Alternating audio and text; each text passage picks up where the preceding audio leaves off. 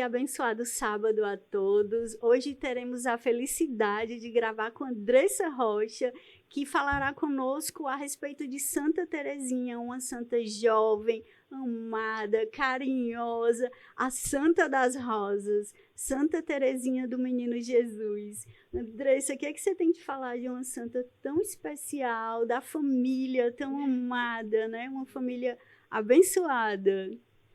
Primeiramente, muito grata pelo convite, novamente. E para mim é sempre uma alegria falar desse amor da minha vida, dessa paixão que eu tenho por Santa Teresinha do Menino Jesus, né?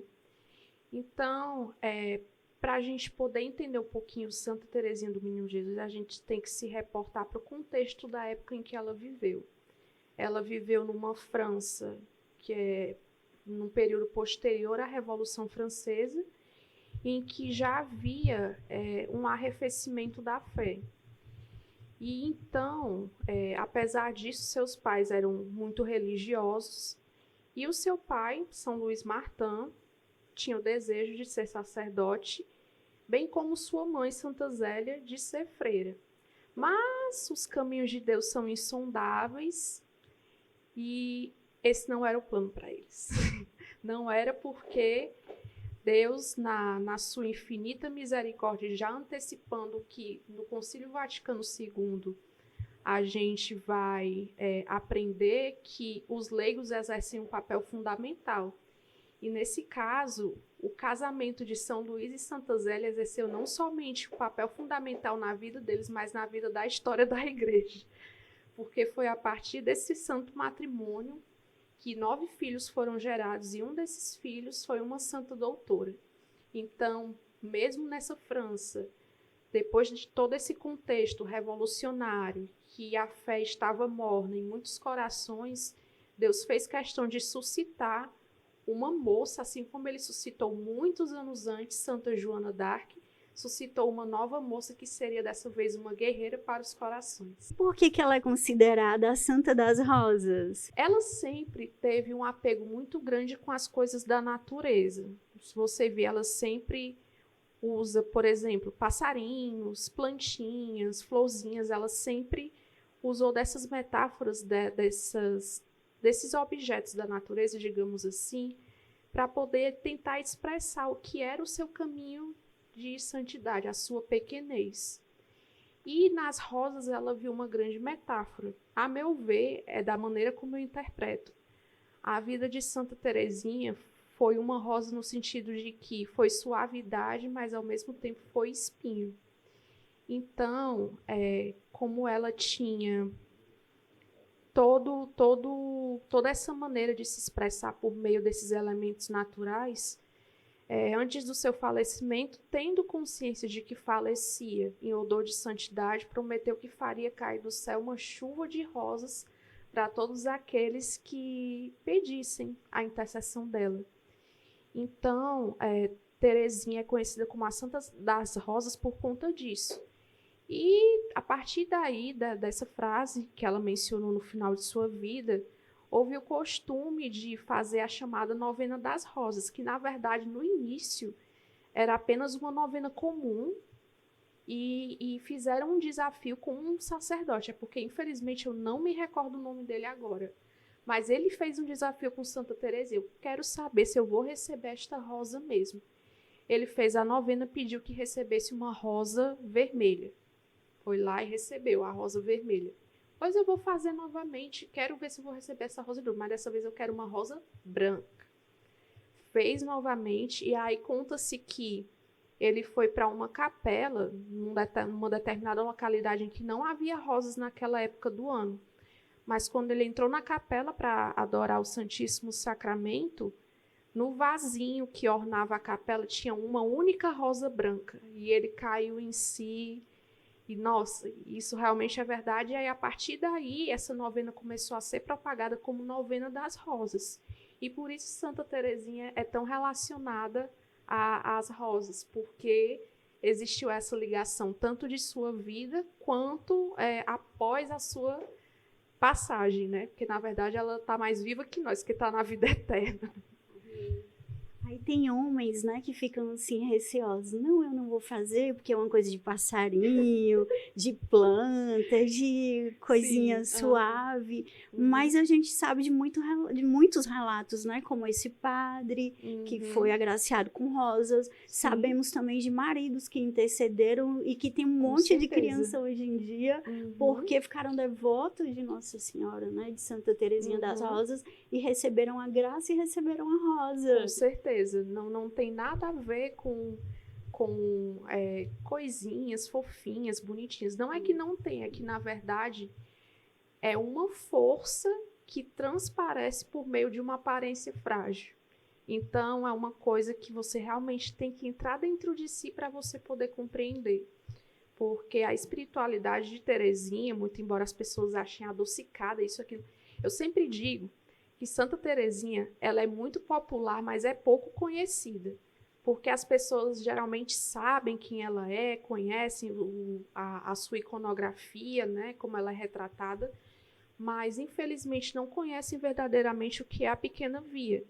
Por exemplo, se eu estou no trânsito e eu estou lá no meio de um engarrafamento, e aí aquilo está demorando para passar. A minha primeira atitude, humanamente falando, eu falo por mim, porque eu sou humana. É, ai meu Deus, que coisa chata, por que, que isso não passa logo, por que, que eu não chego logo em casa? Mas aí Santa Teresinha se aproveitava desses pequenos momentos para se santificar. Em vez de reclamar, ela oferecia isso a Cristo. E foi assim que ela alcançou não somente os santos altares, mas também o status de doutora da igreja. Então, existe muita riqueza nesses momentos cotidianos que a gente, infelizmente, muitas vezes desperdiça. E a grande mensagem que ela traz é justamente isso, que as pessoas podem se santificar no cotidiano, antecipando mais uma vez aquilo que eu já tinha mencionado, que o Concílio Vaticano II trouxe sobre os leigos, e de certa maneira eu vejo que ela antecipou também o pensamento de São José Maria Escrivá, o fundador do Opus Dei, quando ele ensina justamente essa santificação no cotidiano por meio do trabalho. Eu vejo muito assim. É muito linda a história, né? Você quer falar um pouco Sim, sobre a irmã sim. as irmãs, né? As Sim, irmãs. são muito lindas, muito lindas. Eu tenho certeza de que todas são santas, muito embora só uma esteja em processo de beatificação no momento, que é a Leônia. Então, é, é cediço, mais que cediço dizer que Santa Teresinha foi santa porque foi filha de pais santos, né? E foi criada num ambiente familiar muito saudável, muito embora a dor tenha lhe visitado muito cedo, pois a sua mãe faleceu quando ela tinha 3, 4 anos de idade, o que lhe acarretou uma severa depressão posteriormente, né, que se conta a história, ela conta na história de uma alma que ela foi curada pela imagem de Nossa Senhora do Sorriso, que é essa que a gente tem aqui, e que era uma imagem venerada por todos da casa, porque todos eram marianos em excesso, digamos assim, se é que a gente pode ser mariana em excesso, né? Mas o fato é que todas as irmãs de Santa Teresinha, Celina, Paulina, Maria, excetuando Leônia, se tornaram carmelitas. E aí o que acontece? Leônia era a irmãzinha mais difícil, e isso eu menciono para você que está assistindo. Se você tem uma pessoa da sua família que é difícil, você pode pedir a intercessão de Leônia Martã. Santa Zélia, a mãe, conta nas suas cartas que ela era uma criança muito difícil, temperamento bem complicado. Mas posteriormente se descobriu que ela era vítima de violência de uma funcionária da família. Então, de certa maneira, se ela já tinha uma tendência a essa personalidade difícil, isso se intensificou a partir dos maus tratos que ela sofria, mas que ninguém sabia. E aí, por conta disso, Leônia, o caminho de Leônia vai ser um pouco mais difícil do que o das outras irmãs. E Leônia tenta entrar no convento das franciscanas, não dá certo, e só vai se encontrar finalmente no caminho de Nossa Senhora da Visitação. Então, todas as outras irmãs foram carmelitas, ao passo que todas as outras irmãs foram carmelitas, a única que não foi Leônia. Mas conta-se que até o final de sua vida, Leônia foi a mais fiel seguidora da pequena via, ensinada por sua irmã, Santa Teresinha. E como para Deus as coisas não são como queremos, é a única que está em processo de beatificação. Vamos agora para o segundo bloco, agradecendo aqui a presença, né, da Andressa, que deu uma aula sobre Santa Teresinha. Agradecemos de coração. Espero que vocês façam a novena das rosas e esperem a graça, que a graça chega. Com certeza, e que Santa Teresinha e toda a sua família santa interceda por cada alma que assiste a esse programa. Deus abençoe. Acesse @LuminusPlay Produções no Instagram, Facebook e YouTube. Luminus Play, dando um play na sua ideia.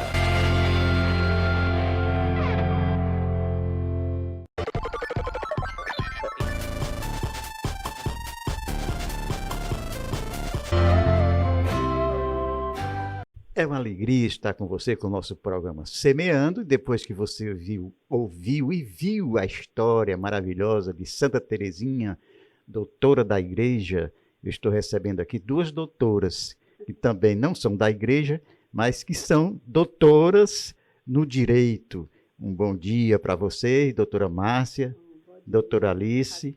É uma alegria estar com vocês. Vocês organizaram aí um evento dos antigos, ou melhor, contemporâneos da Faculdade de Direito. Como foi que nasceu essa ideia? Qual das duas pode começar essa história?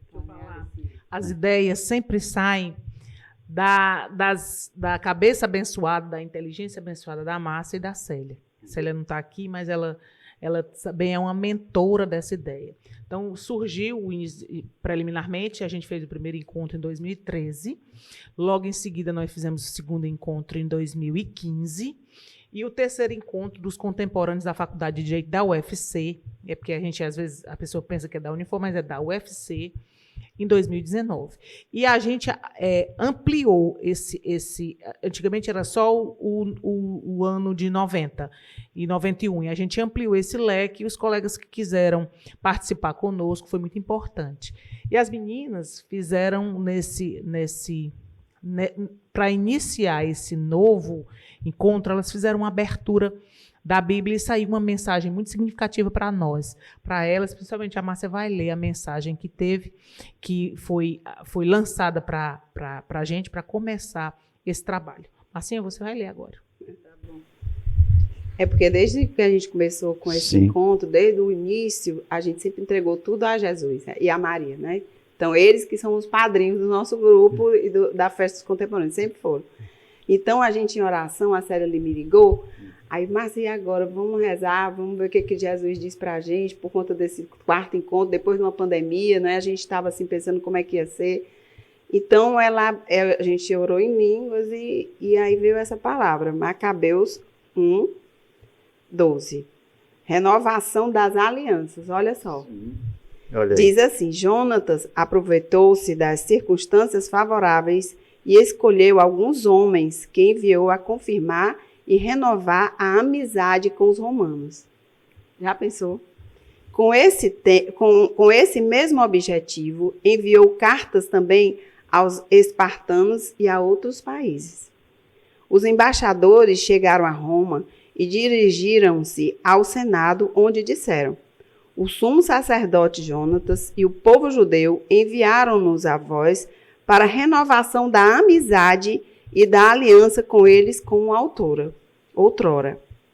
Deram-lhes para as autoridades locais um salvo-conduto, recomendando que os deixassem voltar sãos e salvos à Judéia. Eis a cópia da carta que Jonatas escreveu aos espartanos. Aqui a carta é grande e a Celinha não me mandou toda, que isso aqui ela me mandou só para dizer, Márcia, aí tu abre a Bíblia. Gente, eu fiquei impressionado com a resposta de Deus, ele é muito fiel. Ele é incrível, né? Assim, a gente sempre está em oração e ele respondeu, faça o quarto encontro, né? Faça que vai dar certo. E aí também, por conta como a Alice falou, a gente no início era a turma de 90, que foi a época que a gente se formou, e só que quando a gente começou a falar com os colegas, que a ideia era assim, sempre que se encontrava, o pessoal dizia assim, vamos fazer um encontro, vamos marcar no restaurante, vamos fazer um café. E aí a ideia do café se tornou um encontro gigante, porque no primeiro foram Sim. mais de 150 pessoas. Muita gente. Foi muita gente. E o segundo foram quase 200, e do terceiro, então, todo mundo que queria participar, até de quem não era da nossa turma. Assim, da nossa época, né, Alice? De 90. Foram várias outras pessoas que participaram de outras turmas. Mas também tem a questão do limite de pessoas, do local onde vai ser o evento, né? Era de acordo com a quantidade de pessoas. Mas o que a gente leva desse encontro? Como ele diz aí, a renovação e fortalecimento das alianças. Todos nós estamos muito envolvidos nas nossas vidas, nas nossas atribuições, nos nossos trabalhos, com a nossa família. E a gente às vezes se esquece do período em que passou tão jovem, com tantos sonhos, com tantas coisas que ficaram para trás. É muito importante esse congraçamento, porque a gente vai perceber que nem todos estão como a gente desejava, a gente até presta uma ajuda, uma colaboração, faz uma renovação até espiritual com a pessoa. A gente já encontrou vários colegas com dificuldades. E aí, essa renovação de alianças, de amizades, de lembranças, às vezes a gente até esquece quem era aquele colega. Essa renovação dos laços, ela é muito importante. Ela traz uma facilitação. Por quê? Nós trabalhamos com tantas dificuldades, nós trabalhamos com os conflitos das pessoas, da sociedade. Então, o momento desse encontro é um momento de alegria, de congraçamento, como eu digo, das pessoas, apesar de todas as dificuldades, de tudo que a gente consegue solucionar, nós estamos ali pensando quem realizou seus sonhos, quem está por realizar, o que a gente pode fazer pelo nosso semelhante. Então, é esse o propósito principal do nosso encontro, além da renovação das alianças, como foi aqui a proposta da Bíblia inicialmente. Para você ver que no mês passado, mês de setembro, mês da Bíblia, né? Naturalmente, vocês, quando oraram, era no mês da Bíblia, né? E a Bíblia foi muito direta, renovação da amizade. E eu me lembrei, quando você falou sobre o encontro, do que o Papa Francisco falou, né? Que nós devemos promover a cultura do encontro, né? Então, e do reencontro também, no caso, como você bem falou, a nossa profissão de advogado, juiz e desembargador e tantos outros, né? É realmente uma profissão que temos essa necessidade de termos realmente uma mente cheia do Espírito Santo para nos iluminar nessa caminhada que nós escolhemos para nossas vidas, né? Mas vocês falaram que começaram com uma turma de vocês, aí depois foi aderindo. Sim, foi. Na verdade, quando a gente começou, a gente procurou os colegas da nossa época, que se formaram junto com a gente naquela época, em 90. Porque a gente foi na faculdade, pegou a lista de frequência e saímos procurando esses colegas. Alguns de nós tínhamos já na nossa agenda, continuamos mantendo os laços, como eu e a Alice e a Célia. E aí, a partir daí, pois é, a Célia era jurada da Alice. Sim. E a partir dessa nossa reunião entre nós, os mais próximos, começamos a buscar outros colegas. E naquela época a faculdade entrava muito em greve, não era, Alice? Tinha muita greve na federal. E alguns colegas acabaram se formando depois, ou fazendo cadeiras com outros que não eram exatamente da nossa turma. Sim. Aí, daí, começou a história. Teve gente tão antigo também, não era? Teve até desembargadores que moravam fora, eles vieram para a nossa festa. Eu fiquei impressionada, e o que mais me marcou no primeiro encontro foi um colega nosso, eu não lembro agora, porque era gente demais. Sim. Ele deu um testemunho lindo, que eu fiquei muito emocionada. Ele pediu a fala e disse, eu vivi esses anos todos e tinha uma coisa estranha, me faltava uma coisa, eu não sabia o que era. Eu descobri hoje o que era. Era a falta de vocês, a falta dos amigos daquela época. Eu perdi o contato com muita gente. Quando eu soube que ia acontecer esse encontro, eu fiquei louco, com medo de perder. E agora eu estou aqui. Ele falou tão emocionado e eu fiquei muito tocada. Então, eu vi como foi importante, né, Alice, essa nossa assim, ideia e realmente fazer com que acontecesse. porque a gente era complicado. Imagina aí, você depois de 20 anos de formada, procurar os colegas e propor uma festa em que as pessoas tinham que aderir, e era adesão de fato, tinha uma contribuição, uma taxa de contribuição, e a gente ia em todos os lugares, no fórum, nos escritórios de advocacia, nos tribunais, nas delegacias, onde tinha gente conhecida da nossa turma, a gente ia. E chegava lá e disse, oi, tudo bem? Lembra de mim? Eu sou a Márcia, a Célia. Ah, eu lembro. Outros não lembravam. Ah, era tanta gente, eu não lembro. A gente levou a lista, aí levava a lista da frequência. Está aqui seu nome, olha a sua assinatura. A gente tirou cópia da lista de frequência, tinha a assinatura das pessoas. Eles ficaram loucos. Não acredito que você conseguiu isso. Nós fomos para a faculdade de Direito e a gente fazia isso no horário do almoço, porque a gente não tinha tempo, outro horário. Sim. Para bater foto do pessoal das placas. Quem tinha foto nas placas? Nas placas. A gente só ia no horário de almoço. Sim. Então, essas visitas todas eram no horário de almoço. A gente pegava as pessoas, ligava, tá onde? Você tá fazendo o quê? E aí a gente ia. Então, nessa história dessa busca toda, foi espalhando, a história foi se espalhando, a ponto de ir gente que de fato não era da nossa turma. E foi muito prazeroso e muito gratificante. Hoje eu agradeço a Deus por tudo, por ele ter dado força a gente, sabe? Sim. Perseverança e ter continuado firme nesse propósito, que era exatamente resgatar esses laços que a gente teve naquela época, que era tão bom. Sabe, eu estou tão feliz de ouvir a história de vocês, porque é uma história linda, sabe? De buscar aquelas amizades conquistadas, aquele tempo da nossa juventude, né? Aquela alegria, aquele sonho, né? Você, por exemplo, exerce a profissão, vocês? Bem, eu tive o meu primeiro reencontro foi com Célia. Eu quero dizer o seguinte, que esse primeiro encontro, o segundo encontro, todos os encontros, as mentoras e as pessoas que mais trabalham nesse encontro, na realidade não sou eu e nem o resto da turma, é a Márcia e a Célia. Porque elas são determinadas. Então, o primeiro encontro foi meu e da Célia. Eu sou promotora de justiça e a Célia como é funcionária pública, foi escolhida para compor a lista de jurados de julgamentos. Eu trabalhava na época na vara do júri e a Célia foi escolhida para compor. Ela me reconheceu e eu não a reconheci. Sim. Então, nós começamos assim. E a ideia saiu da cabeça dela e a Márcia, às vezes, elas iam conseguir a Márcia comprou a ideia e elas conseguiram, os colegas, às vezes que as pessoas às vezes me conheciam, mas eu falo de fazer uma ligação. Fulano, olha, a Márcia Malveira vai, a Célia vai.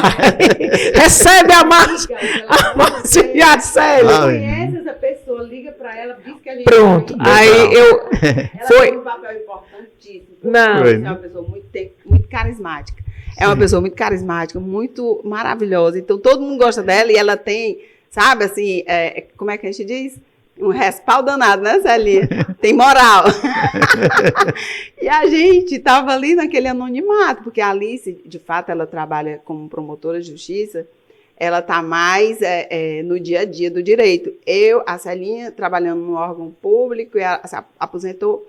E eu trabalhava também na minha área, apesar de não botar como advogada, mas eu trabalhava no Tribunal de Justiça na época, e hoje eu estou no Tribunal de Contas, na assessoria jurídica, e não advogo propriamente, né, assim, mas eu estou na minha área.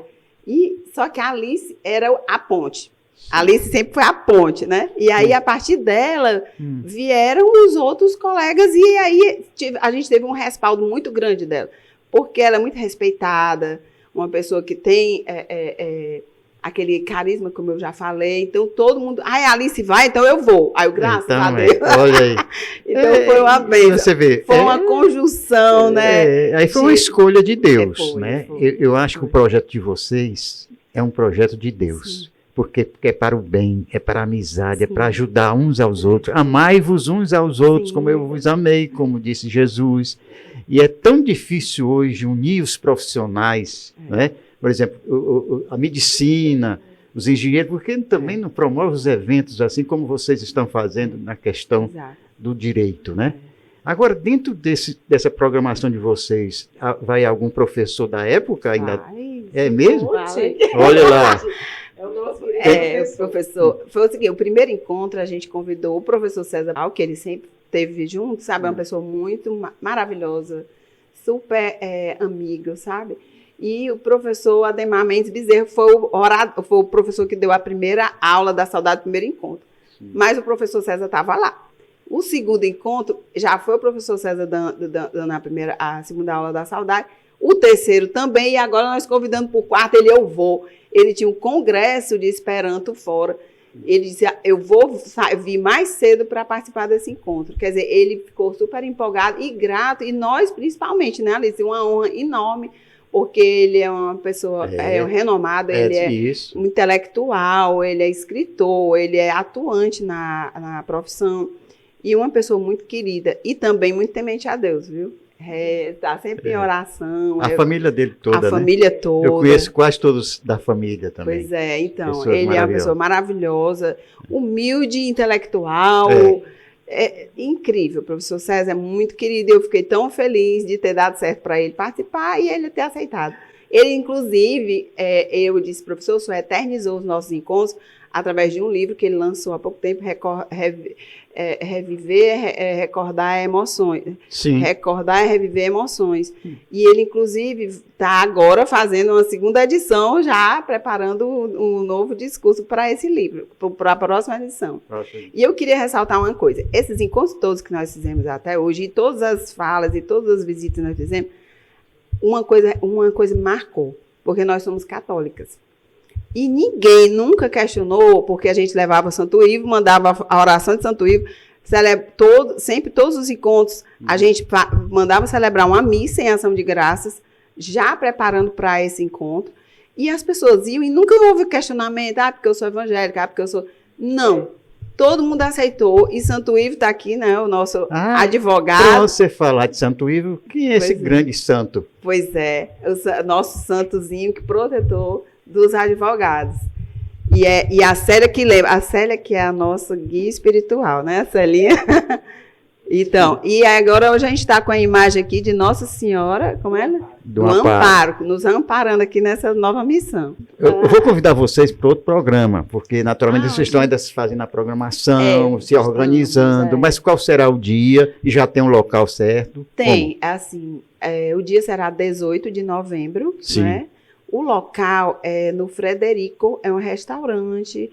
Esse ano, inclusive, eu vou falar, a gente está fazendo um formato diferenciado. Sim. Todos os encontros a gente fazia o seguinte, a gente visitava os colegas e a gente saía vendendo a festa, porque tinham todas as despesas com a alimentação, buffet, uma banda que a gente contratava para animar, ficar uma musiquinha ambiente, o bolo tudo tem personalizado, temático. Sim. Todas essas despesas a gente rateava, né, e deu um valor para cada um, e a gente tinha que sair fazendo essa divulgação e contando com o apoio dos colegas. Só que esse ano nós resolvemos fazer diferenciado. Nós escolhemos um local. Sim. E lá os colegas vão ficar à vontade, vão receber um cartãozinho, e o que consumir ele vai pagar, então vai ser mais, eu acho que vai ser mais tranquilo para todo mundo, sabe? Sim. E então esse restaurante, ele é muito aconchegante, a gente esteve lá, fica na Barão de Estudas, esquina com Costa Barros. E desde já eu agradeço a presença de vocês, porque o nosso programa Semeando é um programa que semeia o amor, a amizade, né? E para mim é uma alegria estar com vocês aqui, colegas, né? E a gente olha para vocês me lembrando quando vocês eram jovens, né?